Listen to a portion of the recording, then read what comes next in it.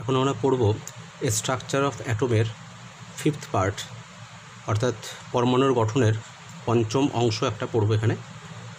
এখানে দেখো একটা ছবি আমি দিয়েছি যে নিউক্লিয়াস, এখানে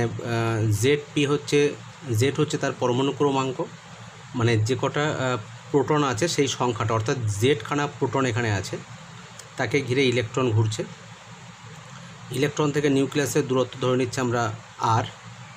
তো এই ইলেকট্রনের উপরে একটা অভিকেন্দ্র বল কাজ করবে, যেটা হচ্ছে কেন্দ্র অভিমুখী।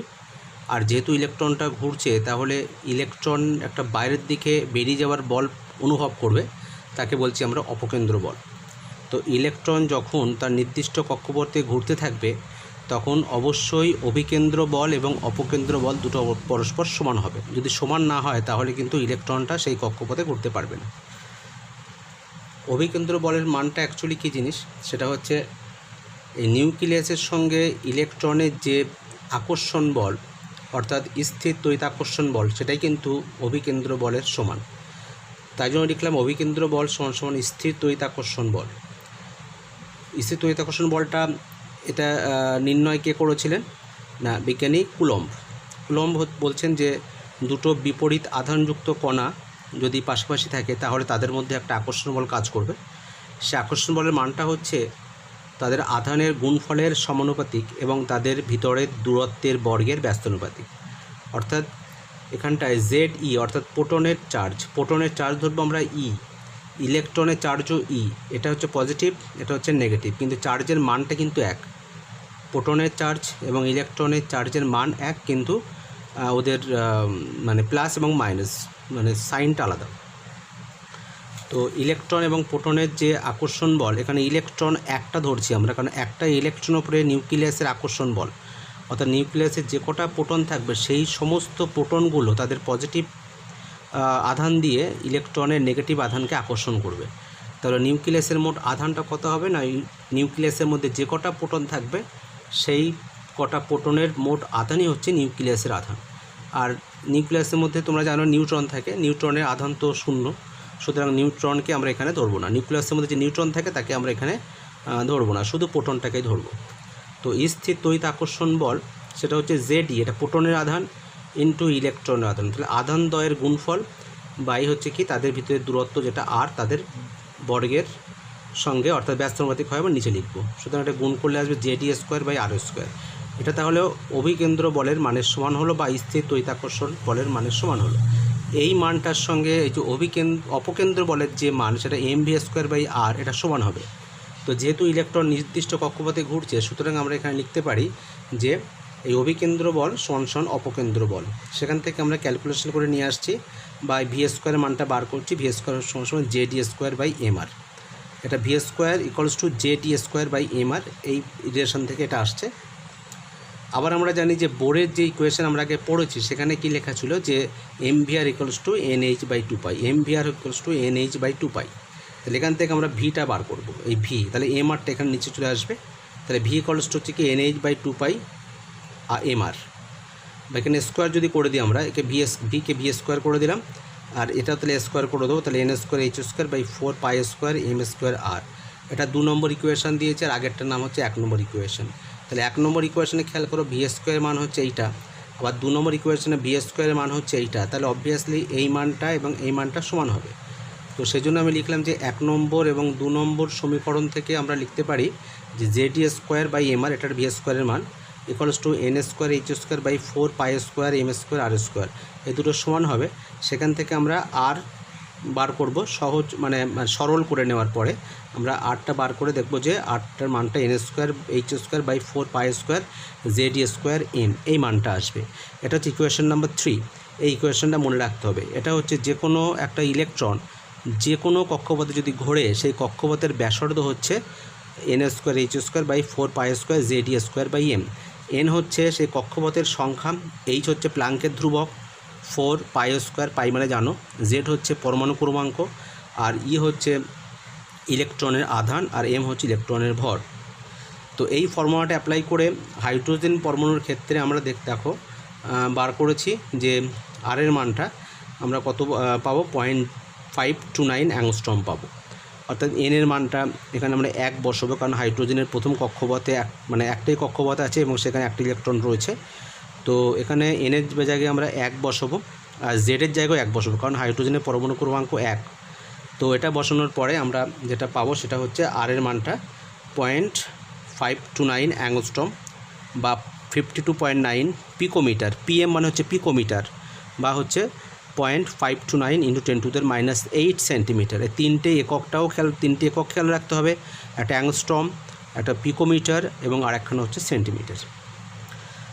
তো আবার দেখো, আমরা বোরের সমীকরণ থেকে আমরা এটা লিখতে পারছি, মানে আর ইকুয়ালস টু এইটা আসছে, এটা বোরের সমীকরণ থেকে আর হচ্ছে এইটা আসছে, এটা 4 নম্বর সমীকরণ। আমরা এবারে কিন্তু আরেকটা ফর্মুলা চলে যাচ্ছি, সেটা হচ্ছে গতিবেগের ফর্মুলা। এইটা হচ্ছে ব্যাসার্ধের ফর্মুলা, এটা মুখস্থ রাখতে হবে। এবারে এই ফর্মুলাটাকে অ্যাপ্লাই করে আমরা আবার চলে যাব গতিবেগের ফর্মুলা। তো এই ফর্মুলা অ্যাপ্লাই করে আমরা হাইড্রোজেনের ব্যাসার্ধ, হাইড্রোজেনের যে কক্ষপথ আছে প্রথম কক্ষপথের ব্যাসার্ধ আমরা বার করে এটা পেয়েছি। এখানে মানগুলো বসিয়ে দিয়ে আমরা এটা পাবো। এইচের মান প্লাঙ্কসের ধ্রুবক যা মান সেটা বসাবো, এর মান ইলেকট্রনের আধান বসাবো, এম হচ্ছে ইলেকট্রনের যে ভর সেটা বসাবো, বসিয়ে আর এর মানটা এটা পাচ্ছি আমরা। আবার বোরের যে সমীকরণ আছে mvr = nh/2π, থেকে আবার মডিফাই করে লিখলাম r = nh/2πmv, এটা 4 নম্বর সমীকরণ। তো 3 নম্বর সমীকরণটা হচ্ছে আর এর মান, আবার 4 নম্বর সমীকরণটা হচ্ছে আর এর মান। তাহলে এটাও r = এটা এবং এখানেও r = এইটা, তাহলে অবভিয়াসলি এইটা = এইটা হবে, কারণ আর এর মান দুটো পরস্পর সমান হবে। তো আর এর মান যদি সমান হয় তাহলে আমরা এখানটায় সেই দুটো সমীকরণ 3 নম্বর এবং 4 নম্বর সমীকরণকে যদি আমরা কম্পেয়ার করি তাহলে লিখতে পারি যে nh/2πmv = n² এখান থেকে আমরা সিম্পলিফিকেশন করে ভি এর মানটা কত পাচ্ছি না 2πzd²/nh, 2πzd²/nh। এটা হচ্ছে গতিবেগের ফর্মুলা। ভি হচ্ছে গতিবেগ, কার গতিবেগ না যে ইলেকট্রনটা ঘুরছে কোনো নির্দিষ্ট কক্ষপথে তার গতিবেগ। তো এখানে আমরা হাইড্রোজেনের ক্ষেত্রে অর্থাৎ এন এর মান আমরা 1 বসাবো, অর্থাৎ প্রথম কক্ষপথে। জেড হচ্ছে 1 বসাবো, জেডের ক্ষেত্রে 1 বসাবো, কারণ হাইড্রোজেনের পরমাণু ক্রমাঙ্ক হচ্ছে 1। ই হচ্ছে ইলেকট্রনের আধান, আর এইচ হচ্ছে প্ল্যাঙ্কের ধ্রুবক। তাহলে এইটা মানগুলো বসিয়ে দিয়ে এই সমীকরণটাকে আমরা কাজে লাগিয়ে ভি এর মান যেটা বার করছি সেটার মান হচ্ছে 2.18 × 10⁸ সেন্টিমিটার/সেকেন্ড। এটা হচ্ছে হাইড্রোজেনের প্রথম কক্ষপথে ঘূর্ণায়মান ইলেকট্রনের গতিবেগ। এই গতিবেগের মানটাও তোমাকে মুখস্থ রাখতে হবে, 2.18 × 10⁸ সেন্টিমিটার/সেকেন্ড। এটা কার গতিবেগ না প্রথম কক্ষপথে, হাইড্রোজেন পরমাণুর প্রথম কক্ষপথে ঘূর্ণায়মান ইলেকট্রনের গতিবেগ। আর এর আগে বার করেছিলাম হাইড্রোজেনের প্রথম কক্ষপথের ব্যাসার্ধ, সেটা মান বেরিয়েছিল 0.529 অ্যাংস্ট্রম বা 0.529 × 10⁻⁸ সেন্টিমিটার বা হচ্ছে 52.9 পিকোমিটার। এই তিনটে একক দিয়ে বার করা হয়েছিল একটু আগে। আর এখন বার করলাম গতিবেগ 2.18 × 10⁸ সেন্টিমিটার/সেকেন্ড। হাইড্রোজেন বা হাইড্রোজেন সদৃশ যে কোনো আয়নের ক্ষেত্রে আমরা যে কোনো কক্ষপথে ঘূর্ণায়মান ইলেকট্রনের গতিবেগ বার করব। কিন্তু এবারে শুধু হাইড্রোজেন মানটা যদি জানতে পারি আমরা, তাহলে এর সাহায্য নিয়ে আমরা অন্য যে কোনো পরমাণু বা যে কোনো আয়ন যার মধ্যে মানে হাইড্রোজেন সদৃশ যে কোনো আয়ন, তার মধ্যে যে কোনো কক্ষপথে ঘূর্ণায়মান ইলেকট্রনের গতিবেগ কিন্তু আমরা বার করতে পারবো। সেক্ষেত্রে ফর্মুলা অ্যাপ্লাই করবো কি Vn = Vh × z/n, Vn = Vh × z/n। Vn হচ্ছে যে কোনো কক্ষপথে ঘূর্ণায়মান ইলেকট্রনের গতিবেগ, Vh হচ্ছে হাইড্রোজেনের প্রথম কক্ষপথে ঘূর্ণায়মান ইলেকট্রনের গতিবেগ, যেটা মান হচ্ছে 2.18 × 10⁸ সেন্টিমিটার/সেকেন্ড, আর z হচ্ছে তার পরমাণু ক্রমাঙ্ক, আর n হচ্ছে কোন কক্ষপথে ইলেকট্রনটা আছে তার সংখ্যাটা বসাতে হবে। যেমন এখানে কিছু অঙ্ক আমি করে দিয়েছি, দেখো যে নিউমেরিক্যালস নাম্বার 1 কী বলা হচ্ছে না He+ আয়নের চতুর্থ কক্ষপথে ঘূর্ণায়মান ইলেকট্রনের গতিবেগ কত হবে। তো হিলিয়াম আয়ন কেন করছি, কারণ এই সবগুলো হচ্ছে হাইড্রোজেন সদৃশ আয়ন। তাহলে এখানটায় আমরা কি করব, চতুর্থ কক্ষপথ ধরবো, অর্থাৎ এখানে হিলিয়াম হলে জেডের মান 2 ধরবো, কারণ পরমাণু ক্রমাঙ্ক জেড হচ্ছে 2, হিলিয়ামের ক্ষেত্রে এন হচ্ছে চতুর্থ কক্ষপথ বলা হচ্ছে, মানে n = 4, আর ভিএইচ মানটা আমাদের জানা আছে 2.18 × 10⁸ সেন্টিমিটার/সেকেন্ড। তো আমরা ওই ফর্মুলাতে ওই যেটা আমরা একটু আগে লিখলাম যে Vn = Vh/z/n, তাহলে আমরা V4 বার করবো, অর্থাৎ চতুর্থ কক্ষপথে ঘূর্ণায়মান ইলেকট্রনের গতিবেগ কী হবে না ভিএইচের জায়গায় আমরা 2.18 × 10⁸ এটা হচ্ছে পুরো ভিএইচের মান, আর 2 হচ্ছে হিলিয়ামের পরমাণু ক্রমাঙ্ক, আর n হচ্ছে কোন কক্ষপথের কথা বলা হয়েছে, না চতুর্থ কক্ষপথের কথা বলা হয়েছে। সুতরাং n এর মান 4 বসাবো। এখানে ক্যালকুলেশন করে যে ভ্যালুটা পাবো সেটা হচ্ছে 1.90 × 10⁸ সেন্টিমিটার/সেকেন্ড। অর্থাৎ হিলিয়াম পরমাণুতে যে ইলেকট্রন, হিলিয়াম আয়নে যে ইলেকট্রনটা রয়েছে সেই ইলেকট্রনটা চতুর্থ কক্ষপথে যদি উন্নীত হয় তাহলে তার গতিবেগ হবে 1.90 × 10⁸ সেন্টিমিটার/সেকেন্ড। তো আমি বাড়ির জন্য তোমাদের কিছু টাস্ক দিলাম, সেটা হচ্ছে লিথিয়াম আয়নের ক্ষেত্রে ফোর্থ অরবিটে মানে চতুর্থ কক্ষপথে যে ইলেকট্রন ঘুরছে তার গতিবেগ কত নিজেরা করবে। লিথিয়ামের জায়গায় কত বসাবে, পরমাণু ক্রমাঙ্ক 3 বসাবে, কারণ হাইড্রোজেন হিলিয়াম লিথিয়াম 3 নম্বর অবস্থানে রয়েছে, মানে পরমাণু ক্রমাঙ্ক 3। আরও একটা রয়েছে অঙ্ক যে হাইড্রোজেনের দ্বিতীয় কক্ষপথে ইলেকট্রন উন্নীত হলে দ্বিতীয় কক্ষপথে অর্থাৎ সেকেন্ড অরবিট n এর মান 2 বসাতে হবে, তাহলে তো গতিবেগ কত হবে। তো এই ফর্মুলাটা অ্যাপ্লাই করে এটা আশা করি বার করতে পারবে। আচ্ছা, আরও একটা অঙ্ক দিয়েছি যেটা হচ্ছে যে বেরিলিয়াম দিয়ে, সেটা হচ্ছে বেরিলিয়ামের দ্বিতীয় কক্ষপথে একটা ইলেকট্রন ঘুরছে তাহলে তার গতিবেগ কত হবে, সেটা আশা করি এই ফর্মুলা অ্যাপ্লাই করে পারবে। এখানে একটা আমি বিশেষ একটা জিনিস শেখাচ্ছি, সেটা ভালো করে মনে রাখবে যে যত নিউক্লিয়াস থেকে ইলেকট্রনের অবস্থান দূরে হবে তত তার গতিবেগটা আস্তে আস্তে কমে যাবে। তো এখানটায় V1 এর গতিবেগ সবচেয়ে বেশি, অর্থাৎ এই কক্ষপথে ঘূর্ণায়মান ইলেকট্রনের গতিবেগ V1, তার মান সবচেয়ে বেশি। এই কক্ষপথে গতিবেগটা আরও কমে যাবে, এই কক্ষপথে ইলেকট্রন গতিবেগ আরও কমে যাবে, এই কক্ষপথে আরও কমে যাবে, এটা আরও কমে যাবে। অর্থাৎ যত আমরা নিউক্লিয়াস থেকে দূরে যাব ইলেকট্রনের গতিবেগ ক্রমান্বয়ে কী হবে, হ্রাস পাবে, কমে যাবে। এবার একটা কোশ্চেন এখানে ভালো করে আমি এটা অ্যাকচুয়ালি লিখে দিলাম যে পাশাপাশি দুটো কক্ষপথে ঘূর্ণায়মান ইলেকট্রনের গতিবেগের পার্থক্য সেটা কিভাবে পরিবর্তন হয়। তো মনে রাখবে এই পরিবর্তনের অর্ডারটা আমি লিখে দিয়েছি, V1 - V2, এই অর্থাৎ প্রথম এবং দ্বিতীয় কক্ষপথে ইলেকট্রনের গতিবেগের পার্থক্য যা হবে সেটা দ্বিতীয় এবং তৃতীয় কক্ষপথের পার্থক্য থেকে বেশি হবে, সেটা আবার তৃতীয় এবং চতুর্থ কক্ষপথের পার্থক্য থেকে বেশি হবে। তো V1 - V2 এই মানটা V2 - V3 থেকে বেশি হবে, বা V2 - V3 মানটা যা হবে সেটা V3 - V4 এর মানের থেকে বেশি হবে। এবং এইভাবে আস্তে যত আমরা দূরের দিকে চলে যাব তত ইলেকট্রনের গতিবেগ কমবে, এবং পাশাপাশি দুটো অরবিটে ইলেকট্রন যে ঘুরছে তাদের গতিবেগের ব্যবধানটা আস্তে আস্তে কমবে।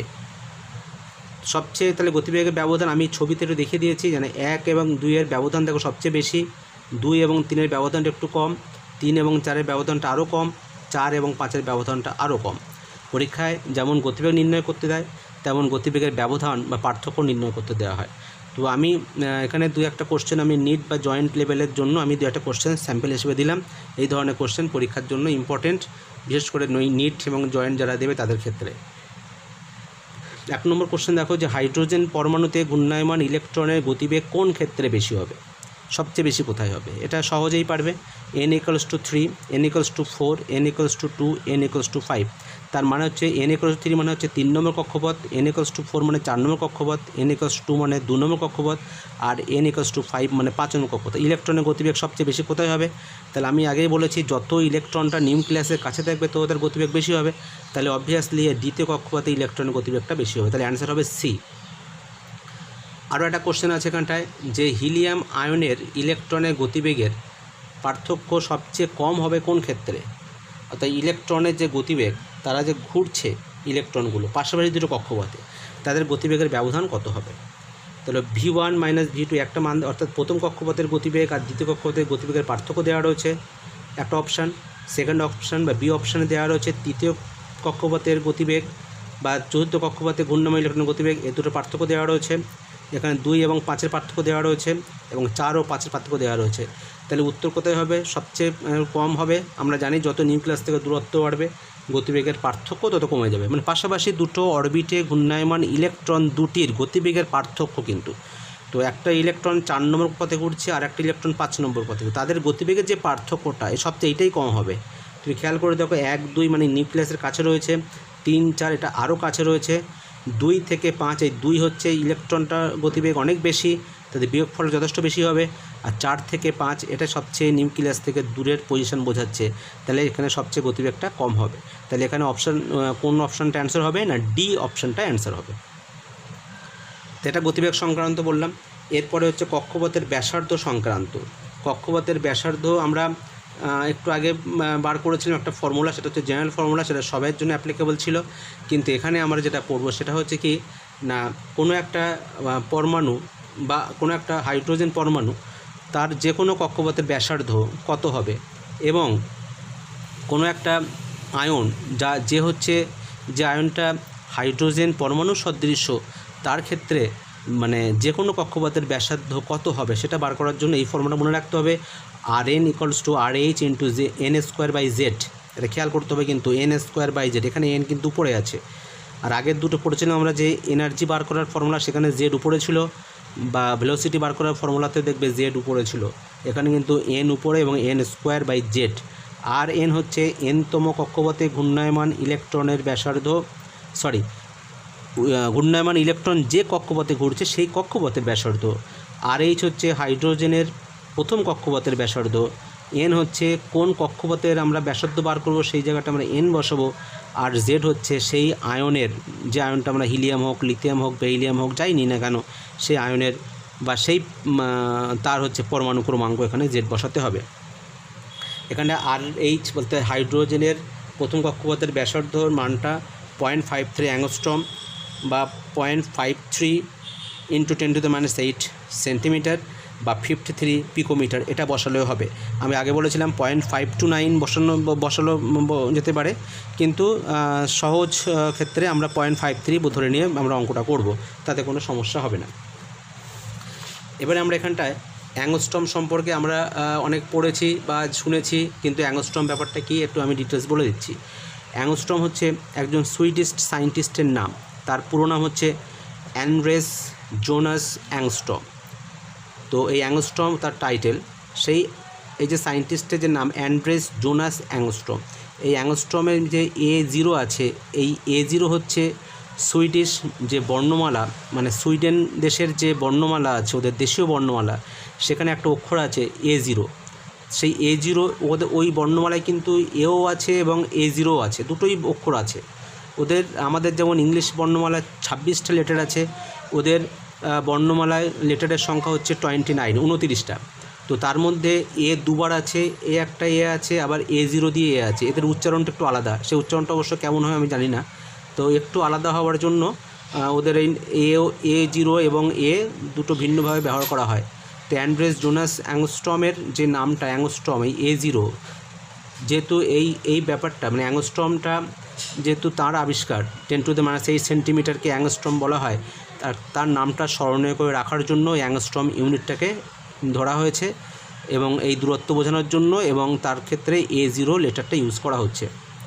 তো এখানে আমি লিখে দিয়েছি যে 1 অ্যাংস্ট্রম মানে হচ্ছে 10⁻⁸ সেন্টিমিটার বা 10⁻⁻10 সেন্টিমিটার বা 10⁻², অর্থাৎ 10² মানে 100 পিকোমিটার। 1 অ্যাংস্ট্রম মানে 3টে তোমাকে ইউনিট মনে রাখতে হবে, কিন্তু অনেক ইউনিট আছে, কিন্তু তোমাকে এই দৈর্ঘ্যের ইউনিট সেটা এই 4টে মনে রাখলেই হবে। বিশেষ করে পরমাণু, ইলেকট্রন, প্রোটন, এরা এত ছোটো ছোটো কণা, এদের ক্ষেত্রে ছোটো ছোটো ইউনিট ইউজ করতে হয়, অ্যাংস্ট্রম, পিকোমিটার, এসবগুলো ছোটো ছোটো ইউনিট। এবার সেগুলোকে আমাদের ব্যবহারিক যে ইউনিট সেটা হচ্ছে সেন্টিমিটার বা মিটারে কনভার্ট করতে গেলে 10⁻⁸ বা 10⁻10 দিয়ে -10 দিয়ে গুণ করতে হয়। তো আমরা যে ফর্মুলাটা একটু আগে লিখলাম, সেই ফর্মুলার অ্যাপ্লিকেশান একটা অঙ্কের মধ্যে দেখাবো, যে হিলিয়াম আয়নের দ্বিতীয় কক্ষপথের ব্যাসার্ধ নির্ণয় করতে হবে। হিলিয়াম আয়নের দ্বিতীয় কক্ষপথের ব্যাসার্ধ, তো আমাদের জানা আছে যে RH = 0.53 অ্যাংস্ট্রম। n হচ্ছে দ্বিতীয় কক্ষপথ বলা হয়েছে, মানে n এর মান 2। হিলিয়াম আয়ন মানে পরমাণু ক্রমাঙ্ক আমরা 2 বসাবো। তো Rn = RH × n²/z। তাহলে আমরা এখানটায় r এর মান বসিয়ে দেবো, n এর মান 2² বসাবো, তাহলে কত আসছে 1.06 অ্যাংস্ট্রম। এটা হচ্ছে হিলিয়ামের দ্বিতীয় কক্ষপথের যে ব্যাসার্ধ, তার মানটা হচ্ছে 1.08 অ্যাংস্ট্রম। তো একই রকমভাবে তোমাকে আমি আরও 3টে অঙ্ক দিলাম, নিজের বাড়িতে ট্রাই করবে। সেটা হচ্ছে লিথিয়াম আয়নের তৃতীয় কক্ষপথের ব্যাসার্ধ কত। তার লিথিয়ামের ক্ষেত্রে এখানে তুমি ইউজ করবে 3, জেড জায়গায় 3 ইউজ করবে, আর তৃতীয় কক্ষপথ মানে এনের জায়গায় 3 ইউজ করবে। 3 নম্বর অঙ্কে বলা হচ্ছে হাইড্রোজেনের চতুর্থ কক্ষপথের ব্যাসার্ধ কত হবে। তাহলে হাইড্রোজেনের ক্ষেত্রে চতুর্থ কক্ষপথ মানে জেডের মান 1 বসাতে হবে, আর এনের মান হচ্ছে 4 বসাতে হবে। 4 নম্বর যে অঙ্কটা রয়েছে, এটা একটু ঘুরিয়ে দিয়েছি অঙ্কটা, সেটা হচ্ছে বেরিলিয়াম আয়নের দ্বিতীয় কক্ষপথে আবর্তনশীল ইলেকট্রনটি, এখানে আবর্তনশীল ইলেকট্রনটি লিখতে হবে। আবর্তনশীল ইলেকট্রনটি প্রতি আবর্তনে কতটা পথ অতিক্রম করবে? একটা ইলেকট্রন বেরিলিয়াম আয়নের দ্বিতীয় কক্ষপথে ঘুরছে, তাহলে সে যদি একবার আবর্তন করে তাহলে সে কতটা পথ অতিক্রম করবে? তো সেক্ষেত্রে কী করতে হবে, আমাদের প্রথমে সেই কক্ষপথের ব্যাসার্ধটা বার করে নিতে হবে। অর্থাৎ বেরিলিয়ামের ক্ষেত্রে তুমি জেডের মান কত বসাবে? 4। হাইড্রোজেন, হিলিয়াম, লিথিয়াম, বেরিলিয়াম 4 বসাবে জেডের মান। আর এনের মান কত বসাবে? দ্বিতীয় কক্ষপথ বলা হয়েছে এখানটায়, দ্বিতীয় কক্ষপথ বলা হয়েছে মানে এনের জায়গায় 2 বসাবে। আর হাইড্রোজেনের প্রথম কক্ষপথের ব্যাসার্ধ হচ্ছে 0.53 অ্যাংস্ট্রম বসিয়ে দেবে। বসিয়ে দিয়ে তুমি সেখানে কিন্তু সেই কক্ষপথের ব্যাসার্ধ পেয়ে যাবে। ব্যাসার্ধ যদি পেয়ে যাও তাহলে আমরা কি করব, সেই কক্ষপথের পরিধি বার করতে পারবো। পরিধির ফর্মুলা হচ্ছে 2πr। আরের মানে আমরা পেয়ে গেছি, তাহলে 2πr একবার আবর্তন করা মানে পুরো পরিধিটাকে আবর্তন করা। তাহলে আমরা এখানে কিন্তু সেই পরিধিটা পেয়ে যাব। এখানে আরেকটা জিনিস আমি বলে দিচ্ছি যে ব্যাসার্ধ যত আমরা নিউক্লিয়াস থেকে দূরের দিকে এগোবো তত কক্ষপথগুলো বড় হয়ে যাবে এবং ব্যাসার্ধ বেড়ে যাবে, কিন্তু সেই ব্যাসার্ধর পার্থক্য কিন্তু আস্তে আস্তে বৃদ্ধি পাবে। পার্থক্য যেমন আগের বারে দেখেছিলাম যে গতিবেগের পার্থক্য আস্তে আস্তে হ্রাস পাচ্ছে, আর এখানে ব্যাসার্ধের পার্থক্য কিন্তু আস্তে আস্তে বৃদ্ধি পাচ্ছে। অর্থাৎ এখানটা তুমি দেখতে পাচ্ছ যে যেটা বললাম আমি সেটা এখানে দেখো, এখানে করে দেখাচ্ছি যে R1-এর থেকে R2-র ব্যাসার্ধ বেশি, কারণ এই কক্ষপথ অনেক বড়, এটা ছোট কক্ষপথ। তাহলে এইটা থেকে এটা বিয়োগ করে যে মানটা আসবে 2 আর 3-এর বিয়োগফল তার থেকে আরও বেশি হবে। অর্থাৎ এই 1 নম্বর কক্ষপথের ব্যাসার্ধ আর 2 নম্বর কক্ষপথের ব্যাসার্ধর যে পার্থক্যটা 2 নম্বর এবং 3 নম্বরের পার্থক্য থেকে কম হবে, বা 2 নম্বর 3 নম্বরের থেকে 4 নম্বর এবং 5 নম্বর কক্ষপথের ব্যাসার্ধের পার্থক্যটা বেশি হবে। যত এদিকে যাবো তত ব্যাসার্ধের পার্থক্য বাড়বে, ব্যাসার্ধও বাড়বে। এই কক্ষপথ থেকে এই কক্ষপথ অনেক বড়, বা এই কক্ষপথ থেকে এই কক্ষপথ বড়, এটাও বড়, কিন্তু এদের পার্থক্যটা এদের যে কোনো পার্থক্য থেকে বড় হবে। তাহলে সবসময় মনে রাখবে পাশাপাশি দুটো কক্ষপথের ব্যাসার্ধ বৃদ্ধি পাবে যদি নিউক্লিয়াস থেকে আমরা দূরে যাই। আর গতিবেগের ক্ষেত্রে কী হবে, পাশাপাশি দুটি কক্ষপথে ঘূর্ণায়মান ইলেকট্রনের গতিবেগের পার্থক্য কম হবে যদি আমরা নিউক্লিয়াস থেকে দূরে যাই। এই ট্রেন্ডটা খেয়াল করবে। এই সবাই তো পরীক্ষায় ব্যাসার্ধ এবং গতিবেগ শিখে যায়, কিন্তু এই পার্থক্য এসব পয়েন্টগুলো কিন্তু একটু অন্যরকম পয়েন্ট। বিশেষ করে যারা জয়েন্ট এন্ট্রান্স বা নিট পরীক্ষা দেবে তাদের জন্য এই কোশ্চেনগুলো ভেরি ভেরি ইম্পর্টেন্ট। আচ্ছা, এরপরে যেটা আমরা পড়বো সম্পূর্ণ নতুন একটা কনসেপ্ট, যেটা তোমরা আগে কখনো পড়োনি, খুব ভাইটাল একটা ব্যাপার। সেটা হচ্ছে আমরা এই নামটা তোমরা অনেকেই শুনেছো, তো যাই হোক, একটা হচ্ছে আমরা কক্ষ কথাটা শুনেছি আগে, অনেকবার শুনেছি কক্ষ বা কক্ষপথ। আর একটা যে নতুন কথা সেটা হচ্ছে উপকক্ষ মানে সাবসেল। আর একটা হচ্ছে কক্ষক মানে অরবাইটাল।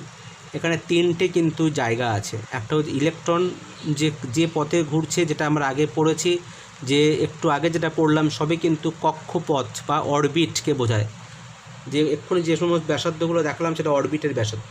একটা কক্ষের মধ্যে কিন্তু উপকক্ষ থাকে, অর্থাৎ তাকে বলা হয় সাবসেল। আবার সাবসেলের মধ্যে কিন্তু কক্ষক বা অরবাইটাল থাকে। তাহলে অরবিট, সাবসেল, অরবাইটাল। অরবিটের মধ্যে থাকে সাবসেল, সাবসেলের মধ্যে থাকে অরবাইটাল। অনেকটা সহজ করে আমি বলে দিচ্ছি, যদি কক্ষ যদি কোনো গ্রামকে বোঝায় তাহলে উপকক্ষ হচ্ছে সেই গ্রামে অবস্থিত একটা বাড়িকে বোঝাবে, আর বাড়ির মধ্যে যে ঘরগুলো আছে সেই ঘরগুলো হচ্ছে কক্ষক। তাহলে কক্ষ যদি কোনো একটা গ্রামকে বোঝায়, উপকক্ষ সেই গ্রামে অবস্থিত বাড়িকে বোঝাবে, আর কক্ষক হচ্ছে সেই বাড়ির মধ্যে যে ঘর আছে সেই ঘরগুলো আছে। যেমন বাড়ির মধ্যে আমাদের বিভিন্ন রকম অংশ থাকে, একটা হচ্ছে বারান্দা বলছি, বেডরুম বলছি, ডাইনিং রুম বলছি, বাথরুম, কিচেন থাকে, তো সেইগুলো হচ্ছে সব কক্ষক বা অরবাইটাল। আর পুরো বাড়িটা হচ্ছে উপকক্ষ বা সাবসেল, আর পুরো এলাকাটা বা যে পাড়ায় তুমি থাকছো বা যে গ্রামে থাকছো সেটা হচ্ছে কক্ষ। তাহলে আমরা কিন্তু এতদিন কক্ষ পড়ে এসেছি, এইবারে আমরা পড়বো কক্ষের মধ্যে উপকক্ষ এবং কক্ষক আছে সেগুলো আমরা পড়বো, এবং মানে কটা করে আছে উপকক্ষ, কটা করে আছে কক্ষক, সেগুলো কিন্তু এখন আমরা পড়বো। খুব ইম্পর্টেন্ট ব্যাপার, এটা মন দিয়ে ভালো করে এটা দেখবে। আচ্ছা, আমরা এখন একটা ওইটা পড়ার আগে কক্ষক বা উপকক্ষ বা অরবাইটাল, অরবিট এগুলো পড়ার আগে আমাদের পড়তে হবে কোয়ান্টাম সংখ্যা বা কোয়ান্টাম নাম্বারস। কোয়ান্টাম নাম্বারস হচ্ছে একটা ইম্পর্টেন্ট, খুবই ইম্পর্টেন্ট, মানে এর ইম্পর্টেন্স আমি বলে বোঝাতে পারবো না তোমাদের। সমস্ত কেমিস্ট্রি জুড়ে এই সমস্ত কোয়ান্টাম নাম্বারের ব্যবহার আছে, এবং এগুলো না জানলে আমরা কোনো কিছু অ্যান্সার করতে পারবো না, কিন্তু মনে রাখবে এটা। তো কোয়ান্টাম সংখ্যাটা কি? Each quantum number describes the value of a property of the electron. অর্থাৎ কোয়ান্টাম সংখ্যা দিয়ে আমরা কোনো একটা ইলেকট্রনের ধর্ম বা ইলেকট্রনের বৈশিষ্ট্য বা ইলেকট্রনের ক্যারেক্টারিস্টিক্স সেগুলো কিন্তু আমরা কোয়ান্টাম সংখ্যার সাহায্যে ডিজিটালি আমরা প্রকাশ করতে পারবো, মানে সংখ্যা দিয়ে। এটা কিন্তু এই যে কোয়ান্টাম সংখ্যাটা, এটা সম্পূর্ণ থিওরিটিক্যাল কনসেপ্ট, অর্থাৎ তাত্ত্বিকভাবে ধরা হয়েছে, এর কোনো পরীক্ষামূলক সত্যতা নেই, বা এটা এক্সপেরিমেন্ট করে বা আমরা ল্যাবরেটরিতে এসবগুলো কিন্তু নির্ণয় করতে পারবো না। কিন্তু কোনো একটা বিষয় বোঝার জন্য, ইলেকট্রনের কোনো একটা ধর্ম বোঝার জন্য আমরা এই কোয়ান্টাম নাম্বারটা অ্যাপ্লাই করব, ব্যবহার করি আমরা এটা।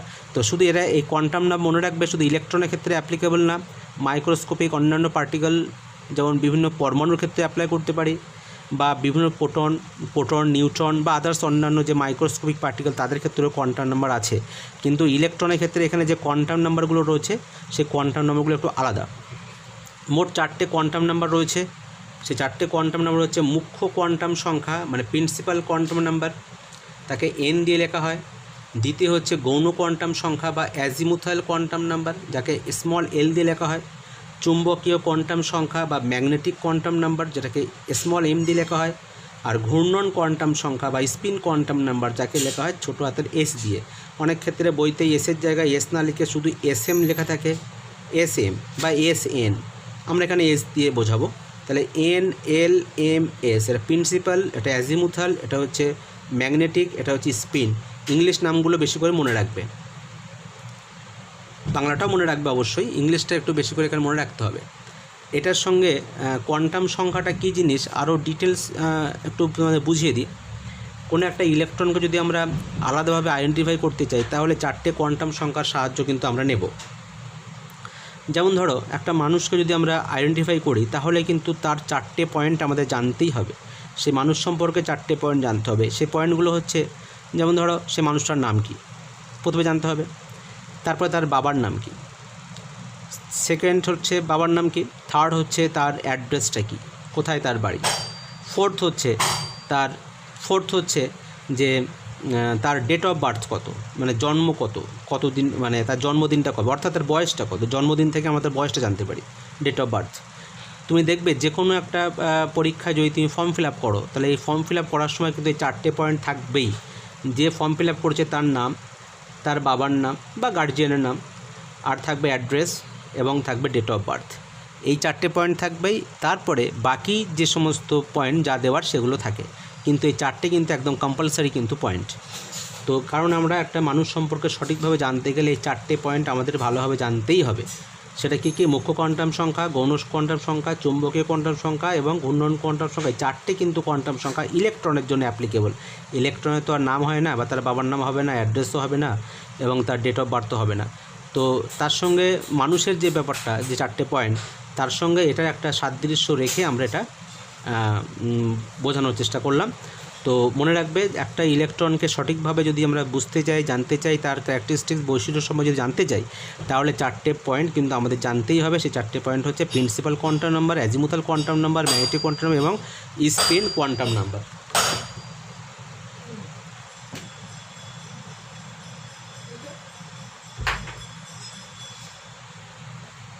মুখ্য কোয়ান্টাম সংখ্যা আমরা যে পড়ব, যে মুখ্য কোয়ান্টাম সংখ্যা হচ্ছে বোরের যে সমীকরণটা আছে mvr = nh/2π, এই এনটা হচ্ছে কিন্তু মনে রাখবে মুখ্য কোয়ান্টাম সংখ্যা। এনের মানটা হচ্ছে মুখ্য কোয়ান্টাম সংখ্যা। এন আমরা আগে পড়েছি, তাহলে অ্যাকচুয়ালি কিন্তু আমাদের মুখ্য কোয়ান্টাম সংখ্যা পড়া হয়ে গেছে। এই মুখ্য কোয়ান্টাম সংখ্যা বা প্রিন্সিপাল কোয়ান্টাম সংখ্যা সম্পর্কে আমরা এখানটায় এই বোরের সমীকরণে পেয়ে যেটা বললাম, যে এই এন হচ্ছে মুখ্য কোয়ান্টাম সংখ্যা। মুখ্য কোয়ান্টাম সংখ্যার মানটা কত হচ্ছে 0, 1, 2, 3, 4, 5, 6 ইত্যাদি হবে। আবার এদেরকে কিন্তু এক একটা মুখ্য শক্তি স্তরও বলা হয়। এই কক্ষপথগুলোকে, যেমন এই নিউক্লিয়াস থেকে এই কক্ষপথকে বলা হয় প্রথম শক্তি স্তর, এটা দ্বিতীয় শক্তি স্তর, তৃতীয় শক্তি স্তর, চতুর্থ শক্তি স্তর, পঞ্চম শক্তি স্তর, এসবগুলো আমরা।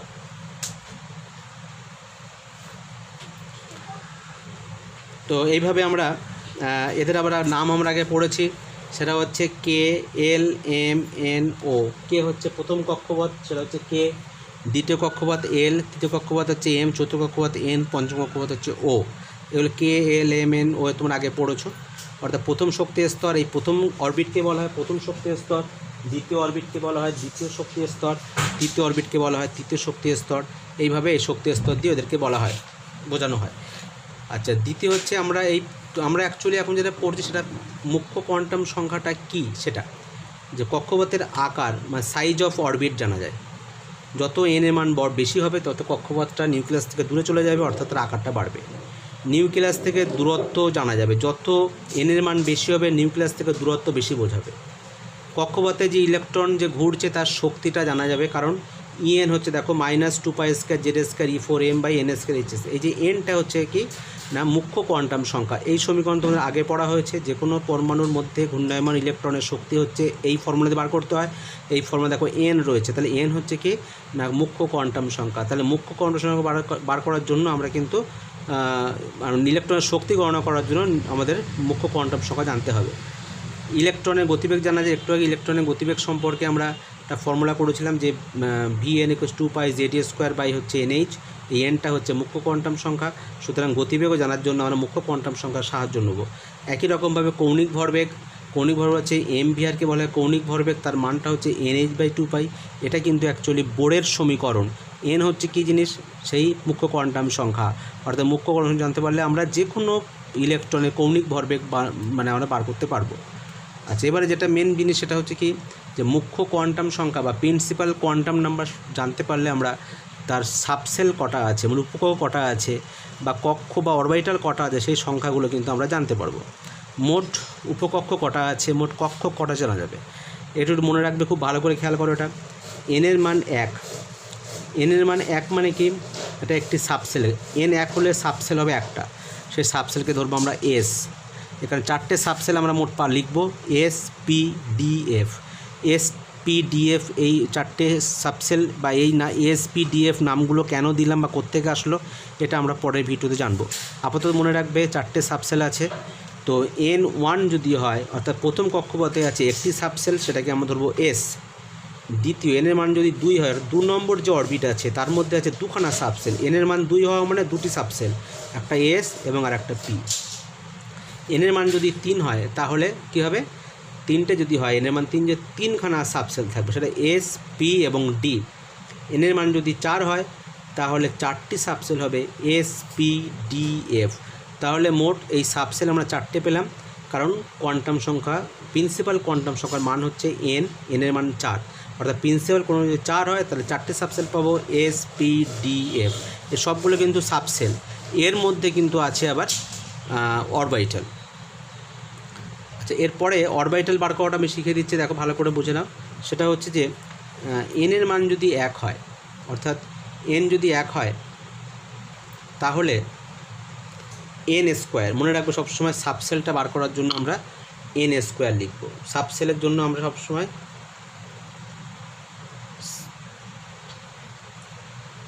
সাবসেল মানে হচ্ছে n এর সংখ্যা সমান হবে, আর অরবিটালটা আমরা বার করবো সবসময় কীভাবে, n² দিয়ে।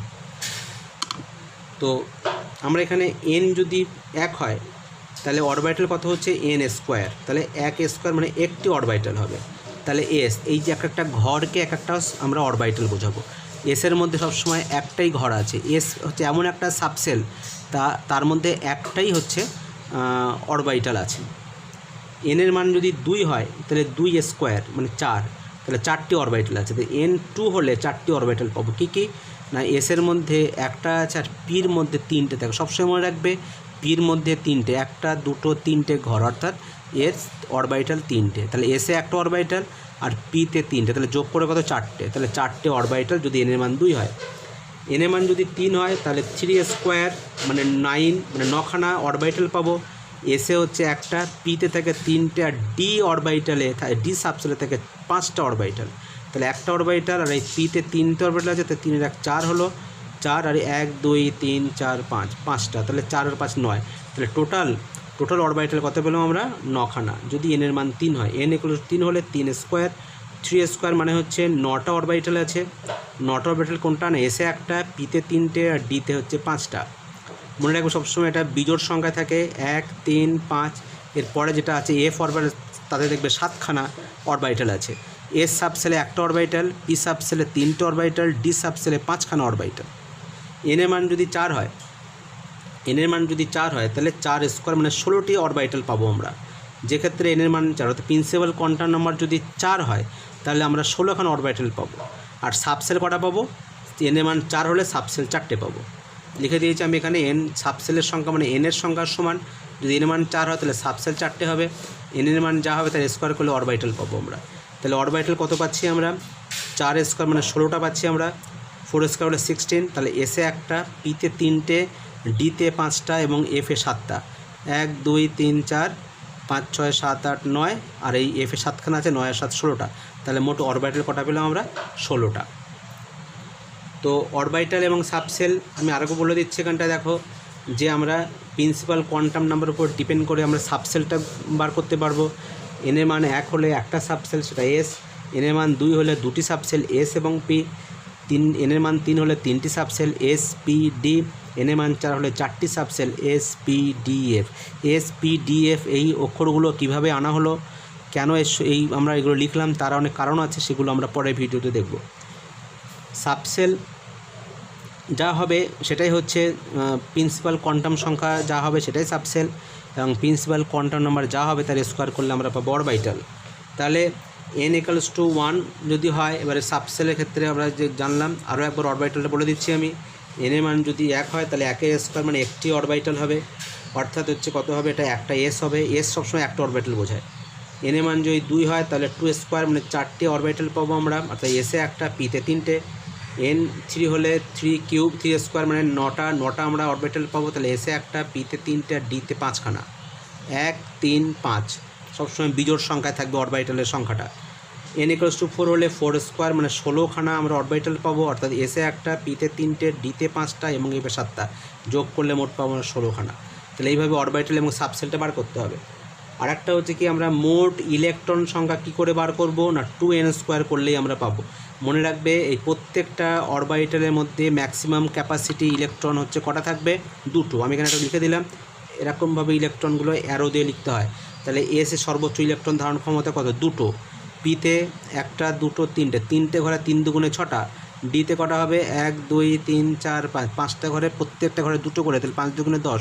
এফে হচ্ছে 1 2 3 4 5 6 7টা, তাহলে 7 হলে কী হবে? 7 2 14খানা। এইভাবে সর্বোচ্চ ইলেকট্রন ধারণ ক্ষমতা আমরা বার করতে পারবো। সেই ফর্মুলা হচ্ছে 2n²। 2n² মানে n² আমরা 2 দিয়ে গুণ করবো, অর্থাৎ যেটা আগে ছোটোবেলায় শিখেছো আগে 9 10-এ, যে total number of electron present in an orbit, সেটা আমরা 2n² ফর্মুলা দিয়ে বার করতে পারি। তো আমরা অরবিটাল এবং কক্ষক সম্বন্ধে একটু কনসেপ্ট তোমাদের আজকে দিলাম, কোয়ান্টাম নাম্বার সম্বন্ধেও দিলাম। এরপরে যেটা আমরা পড়বো সেটা হচ্ছে ডিটেলস কোয়ান্টাম নাম্বারটা আবার শিখবো, এবং এসপিডিএফ ব্যাপারটা এবং তার হচ্ছে ইলেকট্রন বিন্যাস শিখবো। সামনের ভিডিওটা আরও বেশি কিন্তু ইম্পর্টেন্ট, এটা খেয়াল রাখবে। আজকে এই পর্যন্ত থাকলো এই ভিডিওটাই, পরে ভিডিও অন্য কিছু আবার সেন্ড করছি আমি, ঠিক আছে।